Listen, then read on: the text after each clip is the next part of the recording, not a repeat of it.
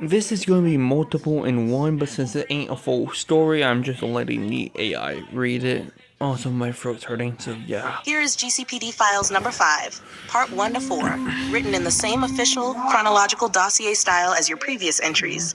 This file reads like an internal update bulletin compiled after new evidence and confessions surfaced. GCPD Files 5, Part 1, D and Dumb Update, The Perfect Day Massacre. New evidence and testimony confirm that Tweedledum and Tweedledee directly assisted Jervis Tetch, Mad Hatter, during the incident, now classified as the Perfect Day Massacre. Tetch attempted to recreate what he believed to be a perfect childhood date with Alice, modeled after a long-lost theme park visit. Dee and Dumb acted as logistical overseers and crowd handlers during the operation. Their confirmed roles included constructing a full-scale replica of a defunct theme park hidden within an abandoned industrial complex, using Mad Hatter's mind control technology to enslave civilians and force them to act as background park guests, kidnapping Alice, now a known drug addict and alcoholic, assisting Tetch in killing Alice, whom he claimed he was putting out of her misery, abducting multiple young women to serve as replacement Alices, all of whom were executed when they failed to meet Tetch's ideal, forcing dozens of mind-controlled civilians into Gotham's sewer system, where they drowned en masse. The Tweeds ensured order among the hypnotized crowds and prevented escape attempts. Their participation elevates their status from accomplices to active co-conspirators in mass murder. Revelation: Gotham High-Hawks bombing. Further investigation revealed that Mad Hatter was responsible for the Gotham High-Hawks locker room bombing, an attack previously attributed to unknown parties. Evidence uncovered by the GCPD confirms the bombing was carried out using mind-controlled operatives. The event was orchestrated years earlier as part of Tetch's early criminal experiments. Victims were targeted based on manipulation rather than personal vendetta. This revelation reclassified the incident as domestic terrorism, adding significantly to Tetch's body count and solidifying his status as one of Gotham's most psychologically dangerous criminals. Part 3, Joker and Egghead, Comedy Phase. During the midpoint of one of the Joker's longer crime sprees, the Clown Prince of Crime entered what investigators have dubbed a comedic gag phase. At this time, the Joker temporarily collaborated with Egghead, focusing less on mass casualties and more on theatrical humiliation and absurdity. One confirmed incident involved egging the GCPD headquarters, carried out publicly and deliberately. The act was designed to mock law enforcement rather than cause casualties. Joker treated the crime as performance art, broadcasting it through underground channels. Though non-lethal, the incident demonstrated Joker's ability to shift tone without losing influence or followers. Part 4, The Cult of Joker. Intelligence gathered over several years confirms the existence of an organized extremist group calling themselves the Cult of Joker. Overview: members wear Joker gang colors and uniforms. They commit crimes in Joker's name, often without direct orders. Acts range from vandalism and assault to full-scale murders. Many members believe Joker to be a philosophical or symbolic figure, rather than just a criminal.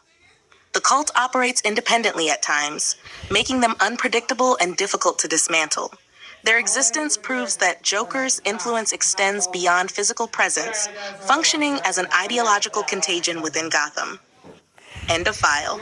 GCPD 5, Parts 1 to 4. If you want, next we can continue with number 5, Part 5 Plus, start GCP file number 6, or compile all Joker-related updates into a single master dossier. Here is GCPD Files number 6, written in the same official case file internal report tone as the previous entries, keeping it concise but grim and consistent with Gotham records.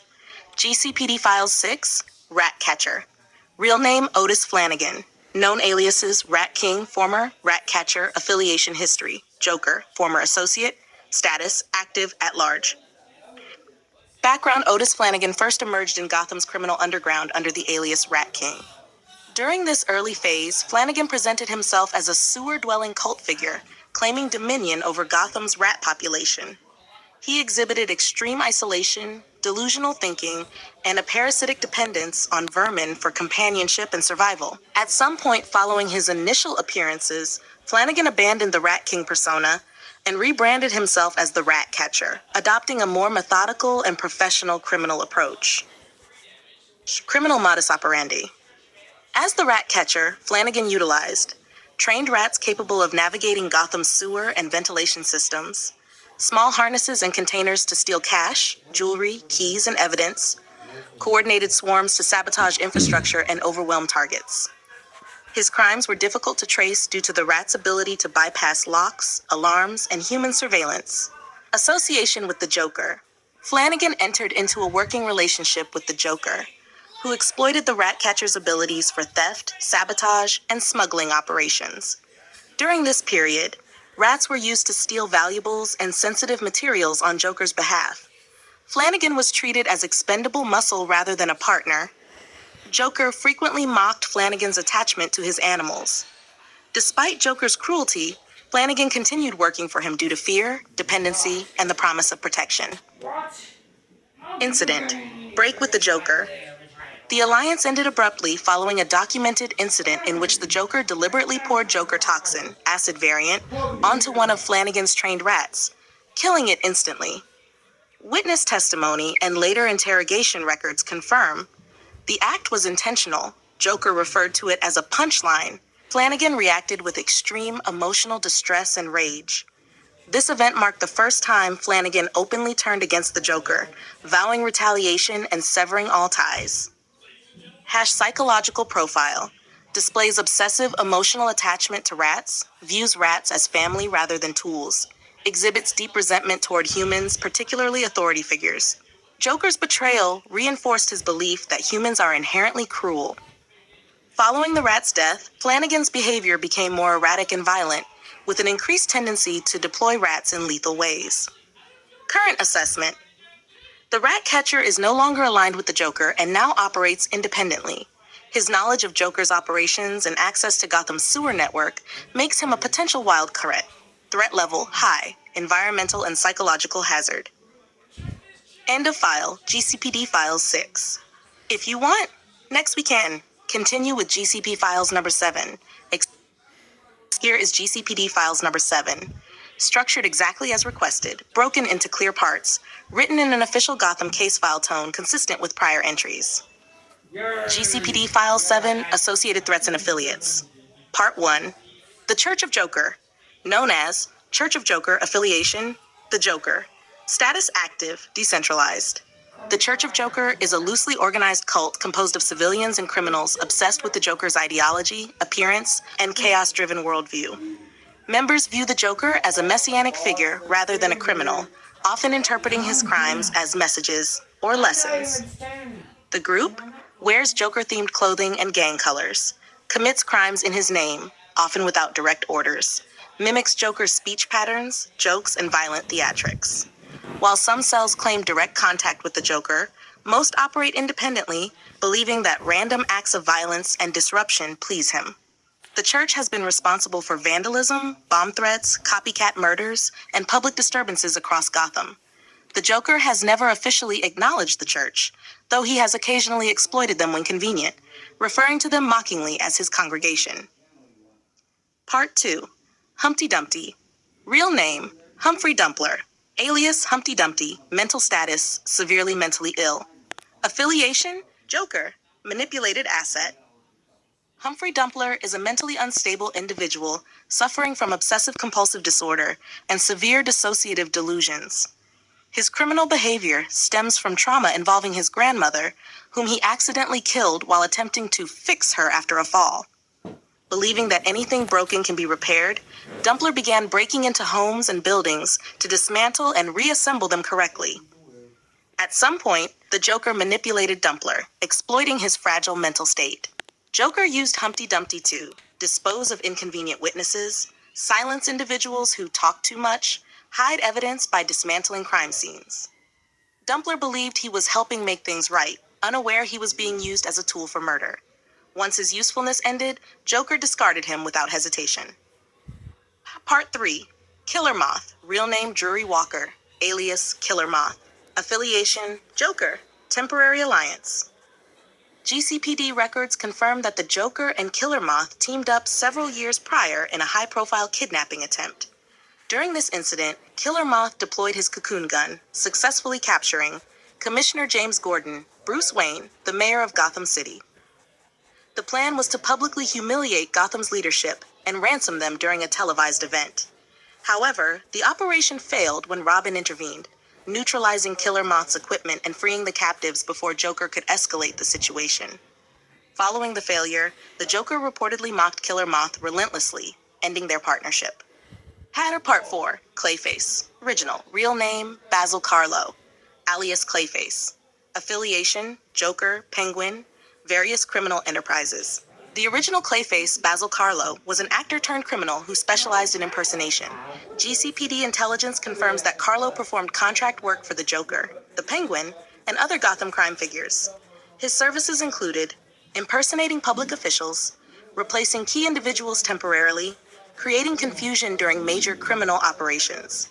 Joker specifically used Clayface to frame innocent parties, gain access to restricted locations, manipulate public perception during crime sprees.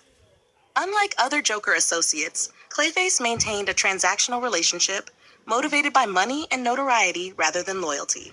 End of file, GCPD Files 7. If you want, the next logical entries could be GCPD Files. Here is GCPD Files number 8, written in the same official chronological Gotham case file style as the previous entries. GCPD Files number 8, The Riddler.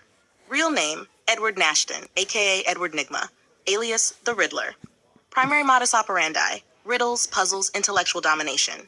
Known affiliations, The Joker, former, Mad Hatter, Limited, Independent. Early criminal history. Edward Nashton emerged in Gotham as a criminal obsessed with proving his intellectual superiority. His crimes were structured as elaborate riddles, puzzles, and death traps, designed not merely to succeed, but to humiliate law enforcement and Batman by forcing them to earn the solution.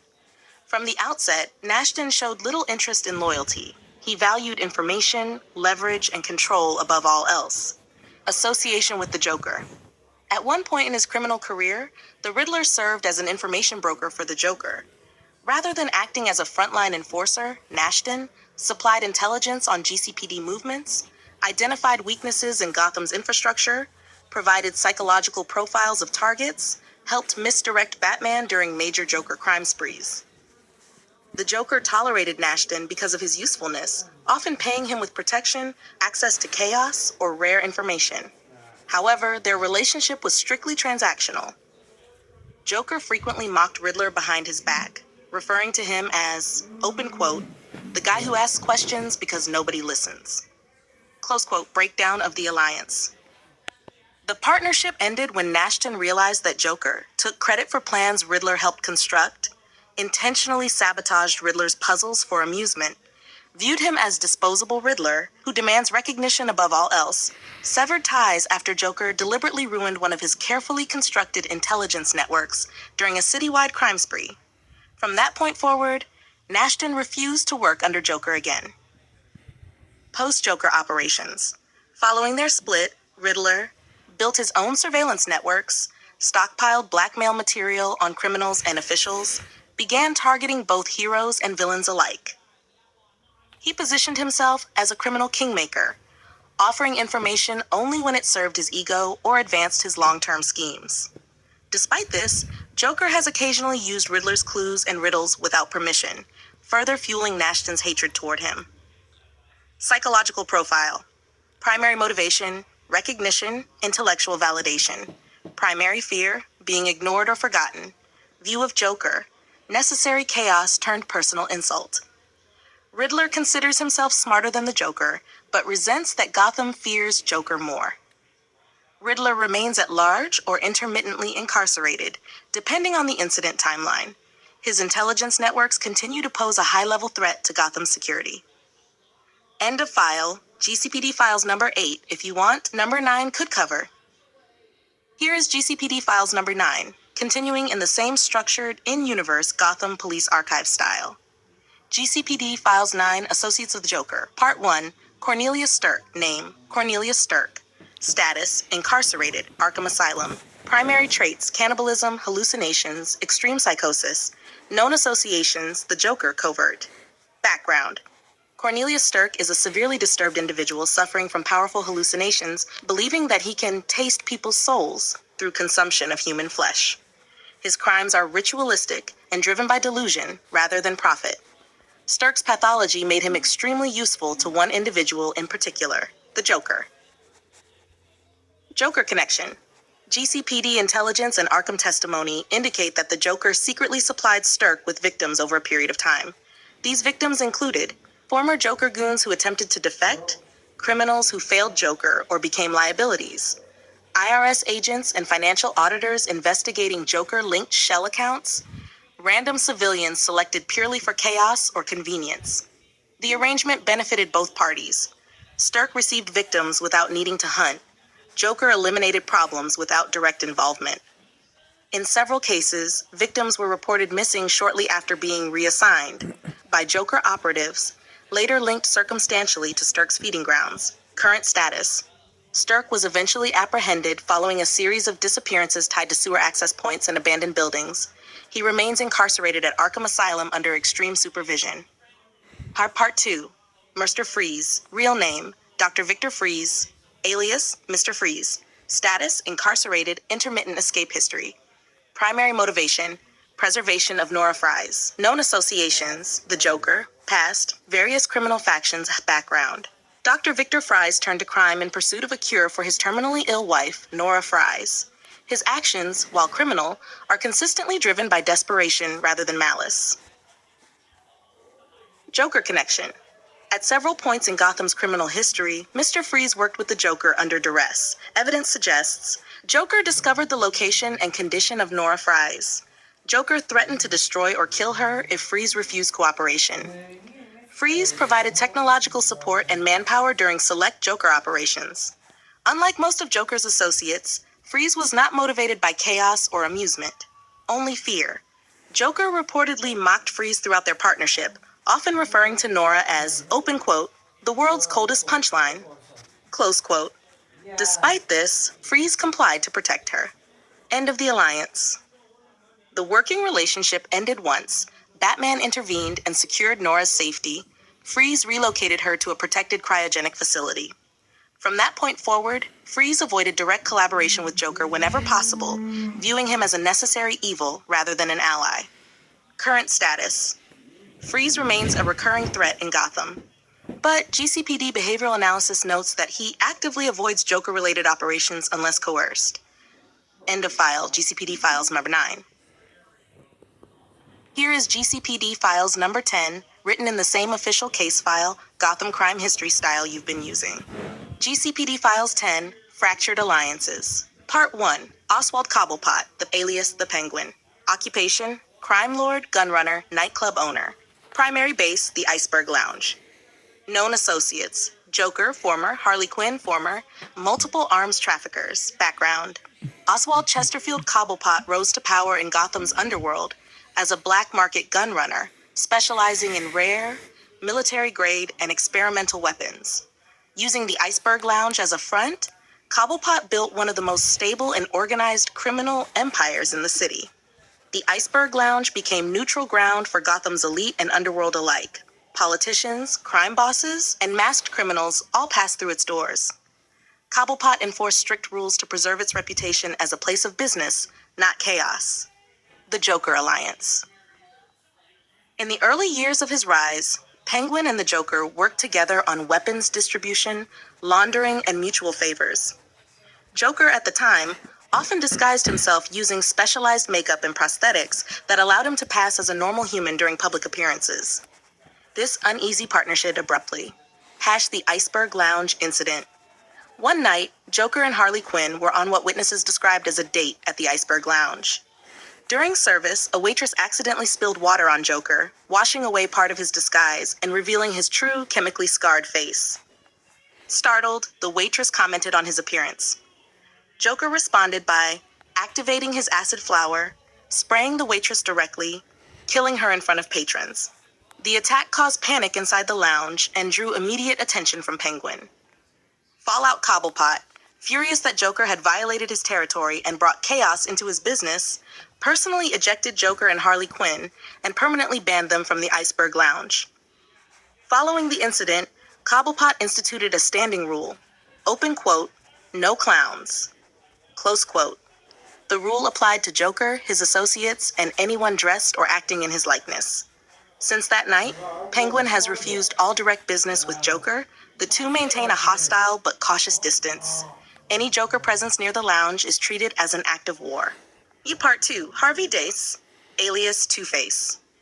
Former occupation, Gotham District Attorney. Status, criminal, mentally fractured. Known associates, Joker, temporary, Falcone crime family, target. Background. Harvey Dent was once Gotham's White Knight, leading the charge against organized crime. During the events surrounding the Long Halloween, Dent was horribly disfigured, resulting in the emergence of his split persona, Two-Face. The Joker partnership. Shortly after becoming Two-Face, Dent entered into a temporary alliance with the Joker, united by a shared goal, the destruction of the Falcone crime family.